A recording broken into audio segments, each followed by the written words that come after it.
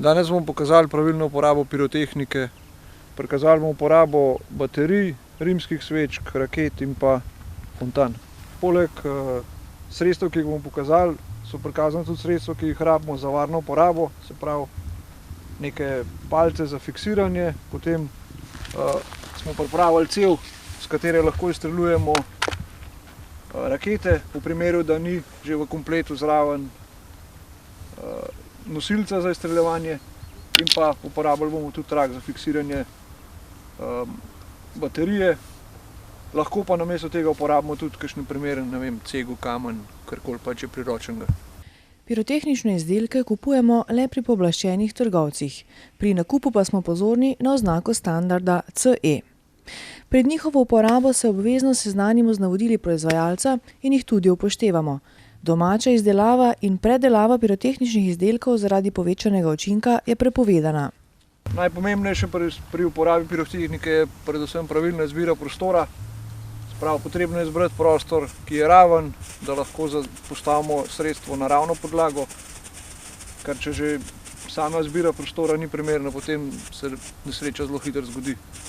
Potrebno je tudi upoštevati, da se je treba umakniti od ljudi na primerno razdaljo, tako kot piše na navodilih, in pa treba je pogledati, da nad nami, kamor bomo izstreljevali sredstva, ni dreves, ni hiš, da ne bomo poškodovali oziroma zagorili oziroma naredili nesreče s tem.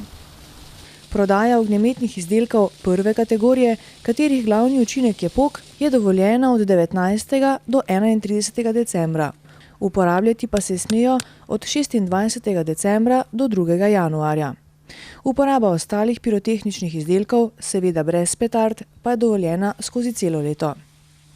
Pri prižiganju pirotehničnih sredstev moramo biti pozorni na to, da se s telesom in glavo ne nagibamo nad sredstvo, da ne pride do poškodb oči, sluha ali drugih poškodb. Prav tako moramo biti previdni pri prižiganju pirotehnične vrvice, da ne pride do poškodb rok. Pred uporabo pirotehničnih izdelkov prve, druge ali tretje kategorije je potrebno najprej biti pozoren na to, da pirotehnično vrvico odvijemo iz papirja, ker v nasprotnem primeru vrvica zgori zelo hitro oziroma preide v detonacijo in se zaradi tega lahko zgodi nesreča. Poškodovane pirotehnike nikoli ne uporabljamo, temveč jo vrnemo prodajalcu, v primeru zatajitve pa pirotehnike ne prižigamo ponovno.